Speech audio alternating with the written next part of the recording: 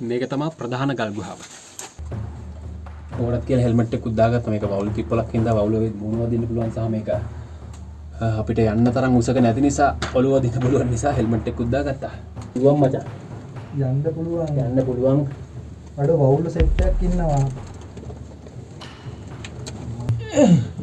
බබෝ. මට ඉන්න බෑ මචං.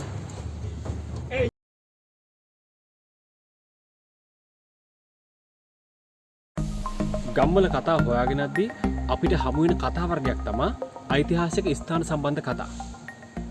එහෙම ඓතිහාසික ස්ථාන සම්බන්ධ කතා ගම්වල ඕනෑ තරම් තියෙනවා. අද යන්නේ එහෙම ඓතිහාසික තැනකට. හැබැයි ඒ ඓතිහාසික තැන මිනිස්සුන්ට අමතකුණු තැනක්. මිනිස්සුන්ගේ අවධානය දැන් යොමු නොවන තැනක්. තැන මොකක්ද කියලා බලන්න අපිත් එක්ක රැඳී සිටින්න. ඒ වගේම channel එක subscribe කරලා නැත්නම් දැන්ම subscribe කරන්න, bell icon එක click කරන්න. අපිත් එක්ක දිගටම රැඳී සිටින්න. අපි යමු දැන් එතනට.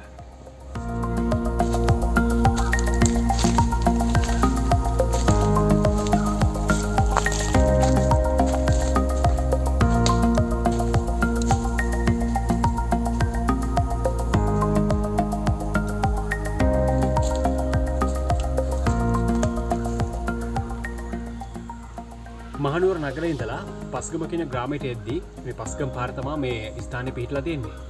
ඇත්තටම අපි යන්නේ ගල් ගුහාවක් හොයාගෙන. මිනිස්සු දැන් යන්නේ නැති හින්දා මේ ගල් ගුහාවට යන පාර ටිකක් අමාරුයි. අමාරු කියලා බෑ කොහොම හරි යන්න ඕන.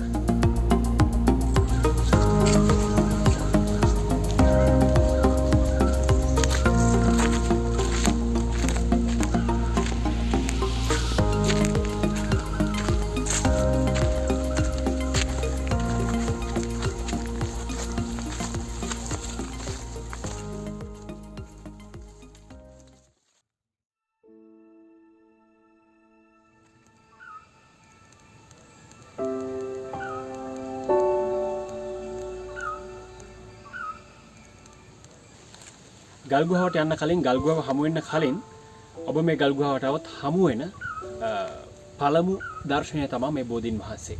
මේ බෝධීන් වහන්සේ සම්බන්ධව ජනකතාවක් තිබෙනවා. ජනකතාව සම්බන්ධයෙන් කිසිදු තැනක සටහන් වෙන්නේ නැහැ, සඳහනක් නැහැ. හැබැයි කතාවට අනුව ජනකතාවට අනුව තිබෙන්නේ අනුරාධපුරයේ ඉඳලා ජයශ්‍රී මහ බෝධීන් වහන්සේ වන්දනාමාන කරන්න ගිය ජයශ්‍රී මහ බෝධීන් වහන්සේගේ අංකුරයක් රැගෙන එන තවුසෙක් මෙතන ගල් ගුහාවේ තිබෙනවා හොඳ පිරිසුදු වතුර තිබෙන ස්ථානයක්. එමෙ ස්ථානට ඇවිත් තිබෙනවා Tamanගේ ආහාර ගන්න. මේ ආහාර ගන්න ආපු වෙලේ මේ රැගෙන යන අංකුරය බෝධි අංකුරය තබලා තිබෙන්නේ මෙමෙ ස්ථානේ. එතකොට මෙම තවුසා ගල් ගුහාවට ගිහින් ඒ පිරිසුදු වතුර තියෙන තැන ගිහින් ආහාරය රැගෙන ඒ අතරතුරදී මේ බෝධීන් වහන්සේ මෙතන බෝධි අංකුරය මෙමෙ ස්ථානයේ මුල් බැස ඇති බව තමයි ජනකතාවල සඳහන් වෙන්නේ. ඉතින් ගල් ගුහාවට පළමුවෙන්ම එනවා නම් ඔබට හමුවන්නේ මේ ජනකතාවට සම්බන්ධ මේ බෝධීන් වහන්සේ.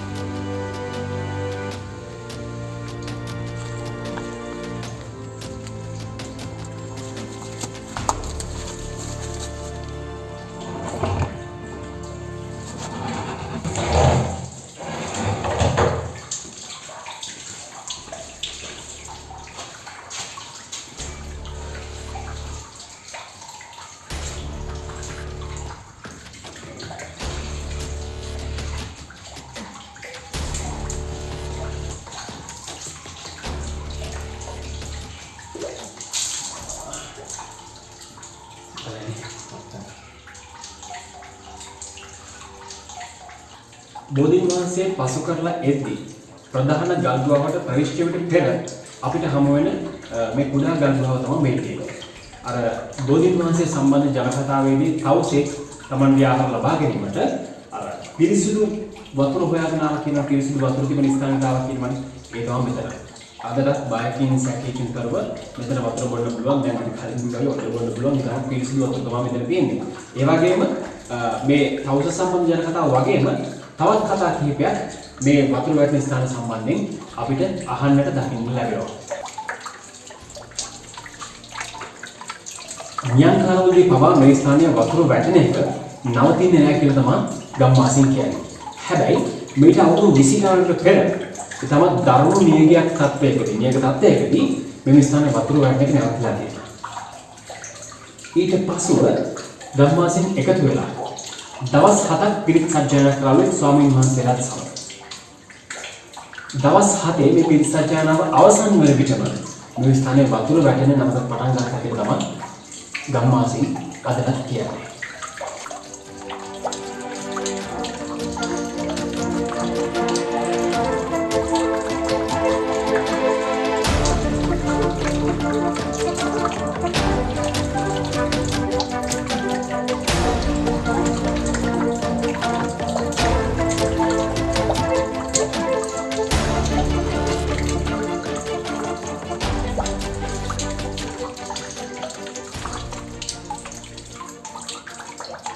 ඉතින් මේ ස්ථානයේ ඉඳලා අපි දැන් යන්නේ ප්‍රධාන ගල්ගුහාව. ප්‍රධාන ගල්ගුහාවට ප්‍රවේශ වෙන්න අපි දැන් සූදානම් වෙන්නේ.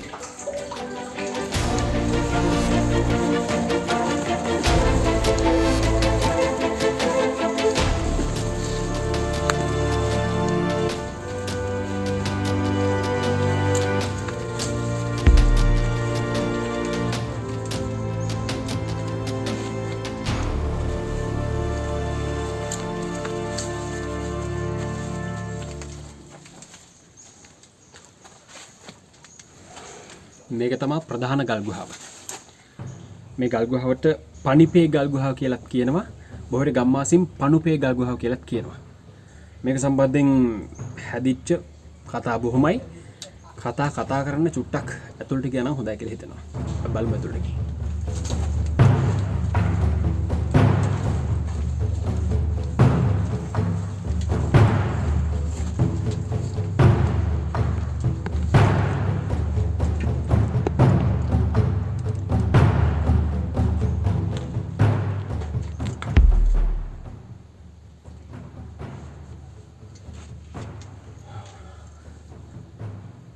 මේ පණුපේ ගල්ලෙන සම්බන්ධයෙන් ගම්වාසීන් අතර විවිධ කතා තිබෙනවා. මම සාමාන්‍යයෙන් මූලාශ්‍ර සටහන් ටිකක් හෙව්වා. හැබැයි මට ඒ මූලාශ්‍ර පැහැදිලි නැහැ. මේ වීඩියෝ එක කරයින් පසුව ඒ මූලාශ්‍ර හරියට මට හම්බුනොත් මම ඩිස්ක්‍රිප්ෂන් එකේ අනිවාර්යයෙන්ම මේට මූලාශ්‍ර අදාළව ඒ තොරතුරු ටික ඔබට ලබා දෙන්නම්.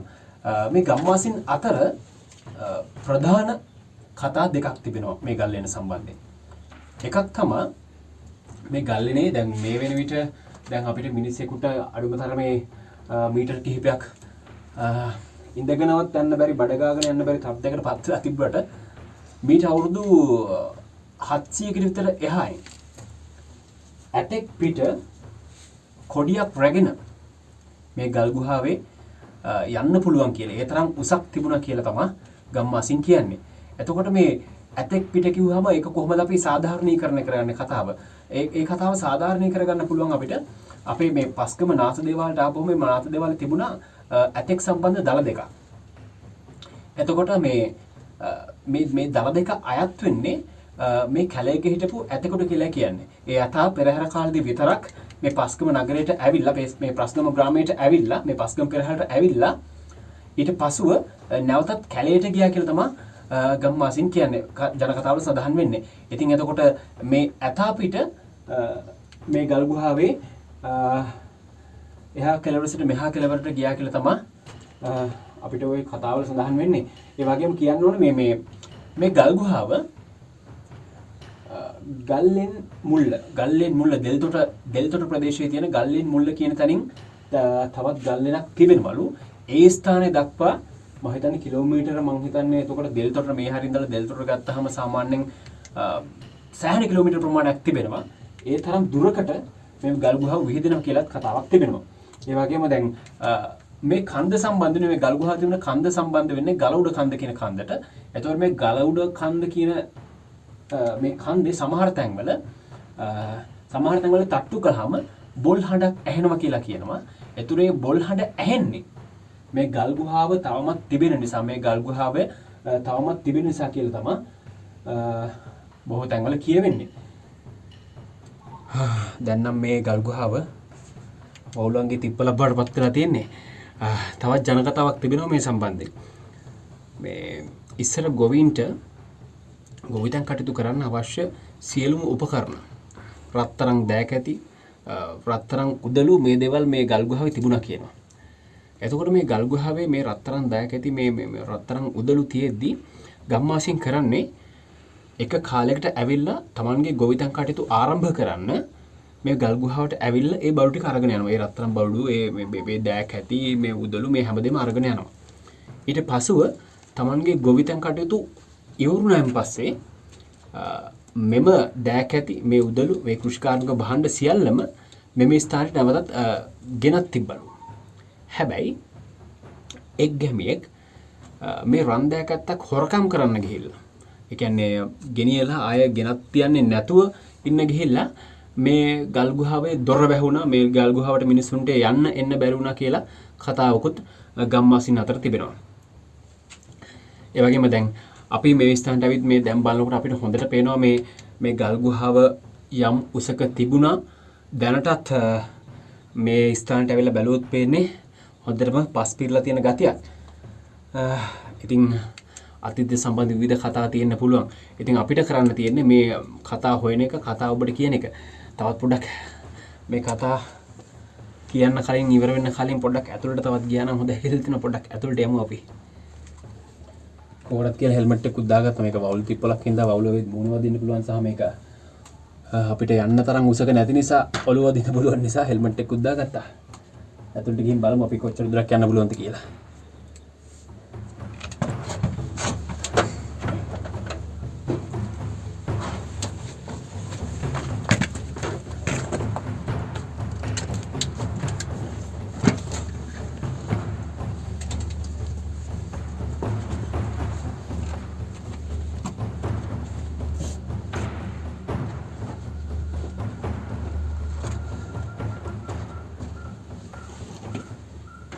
මේන විදිහට නම් එච්චර දුරක් යන්න බෑ. බවුල මූණ වදින එක තමයි වැඩි.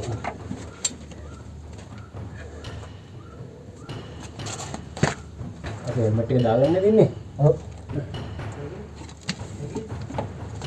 බවුල ටික ඇවිස්සලා ඉන්නේ. බවුල ඇවිස්සලා ඉන්නේ. දැන් ඇතුළට යන්න පුළුවන් මචං. යන්න පුළුවන්. අර බවුල සෙට් එකක් ඉන්නවා. යන්න බැරි වේද? බවුල ටිකක් ඇවිස්සුණා. මට පේනවාද බවුල එල්ලලා ඉන්නවා? බවුල ඉන්නවනේ. අතනින් පරිසරයට මොකක්ද දන්නේ නැතිව. පේන හැටියට මීටර අපිට මෙතනින් මීටර 10ක් විතර එහා අපිට පේනවා මේ ගල් ගුහාව තවදුරටත් යන්න පුළුවන් ආකාරයක් පේනවා. හැබැයි මිනිසුන්ට යන්න නෙවෙයි සත්තුන්ට යන්න වගේ තමයි දැන් තියෙන්නේ. මොකද අපිට පැහැදිලිවම පේනවා මෙතන පස් පිරලා තියෙන්නේ කියලා. හැබැයි ඔය පැත්ත මොකද ආසිරි? මේ පැත්ත ඒ වගේම තමයි. මෙතනින් එහාට නම් යන්න පාරක් නැහැ. ඒ කෙලින්ම තමයි තියෙන්නේ දෙපැත්ත. මෙතනින් තියෙනවා මෙතනින් තා පොඩි උමම් මාර්ගයක් වගේ ඇතුළට. ඒත් වවුලුන්ගේ තමයි රාජධානිය.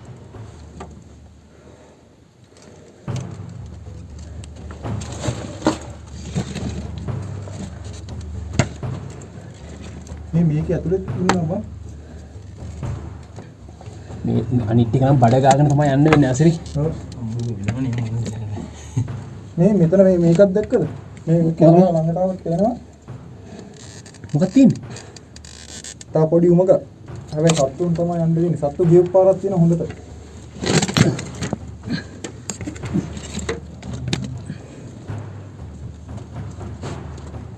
දැන් මෙතන බලපුවම පැහැදිලිව පේනවා. මේ උඹගඩන් තිබිලා තියෙනවා කියලා මේ ගල් ගුහාවක් තිබිලා තියෙනවා කියලා පැහැදිලිවම පේනව නේද ආසිරි? ඔව්. ඒ කියන්නේ මෙතනින් එහාට මීටරයක් ගියත් මේ වවුල වවුලේ ඉස්සර ප්‍රශ්නයක් තියෙන්නේ. නේද? මේ පැත්තට හරි පොඩ්ඩක්. මං හරියට කැමක් ගන්න. වෙනවද? කොහරිත් තියෙනවා.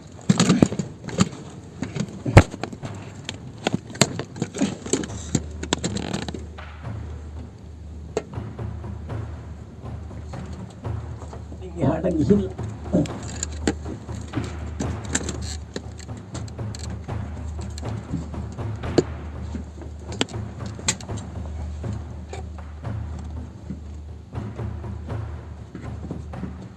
මොකක්ද දැන් තියෙන සත්තුන්ගේ හිටපු තැනක්ද නැත්තම් මචං? එතනින් මේ වවුල්ලු තමයි දැන් ඇතුළට යන්නේ. එතනදී පේන්නේ නැද්ද මොකක්ද හරියටම නිකන් ඇතුළටම ගොඩාක් තියෙනවද නැත්තම් ඒක කියන්න බෑනේ කොහොමද? බෑ යම්. ඈ?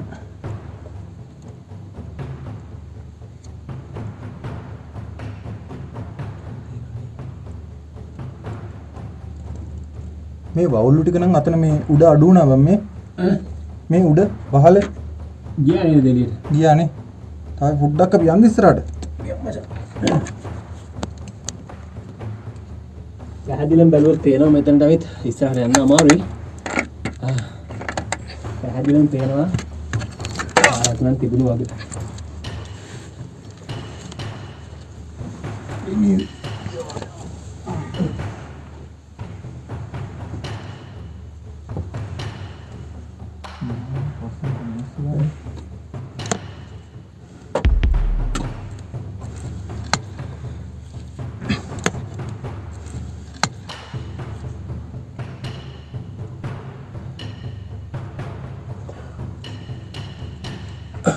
වටත් එක්ක යන්න. මේ මෙතන මේකෙක් ඉන්න බලන්න. වතුරනේ. වවුල. පේනවනේ? ඔව්.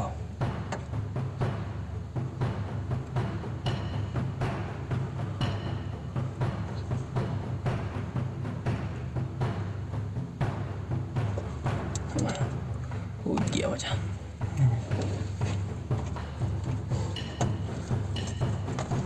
එතනකට යන්න අමාරුයි. හැබැයි අපිට පේනවා බොහොම පැහැදිලිව මේක මාර්ගයක් තිබුණු වග පස් ඇවිල්ලා මෙතන හොඳටම පිරලා කියලා කියන එකත් අපිට පැහැදිලිවම කියන්න පුළුවන්. එතකොට අතීත කතාවල යම් සත්‍යක් තියෙන්නත් පුළුවන් නැති වෙන්නත් පුළුවන්. හැබැයි අපි උත්සාහ කරන මෙතෙන්දී ඒ සත්‍යභාවය හොයන්නම නෙවෙයි දැන් මෙතනදී තත්ත්වේ ඔබට කියන්න.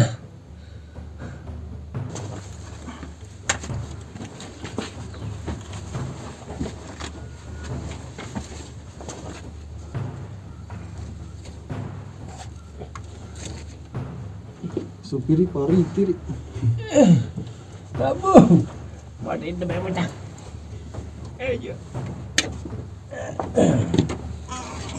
බබු. යා. ඔය පැත්තෙන් එන්න ඕනේ. ඇතුළට ගිහලා දැක්ක දේවල් රවුන්ඩුම් පේන්නේ. මේක යම් කාලයකදී මාර්ගයක් පැහැදිලිව තියෙන්නේ නැති. මම හිතන්නේ වැස්සට අර ගල් දොරෙන් වතුර ඇවිත් මේ පස් පිරලා කියන තමයි පැහැදිලිව පේන්නේ. කොහොම හරි මම හිතන්නේ ඓතිහාසික කතාවල ඇත්ත නැත්ත කෙසේ වෙතත් මේ වගේ තැනකට ඇවිල්ලා මේ වගේ පරීක්ෂා කරන එක අපිට හරියම වටිනවා. මොකද අපි ජීවත් වෙන පැත්තේ මොනවද උනේ මොනවද වෙන්නේ කියන එක අපිට දැනගන්න පුළුවන් නේ. ඒ ඓතිහාසික කාරණා ඉතින් වැදගත්. මොකද ඉතිහාසය මතින් තමයි අනාගතේ ගොඩනගන්නේ. අපි යමු.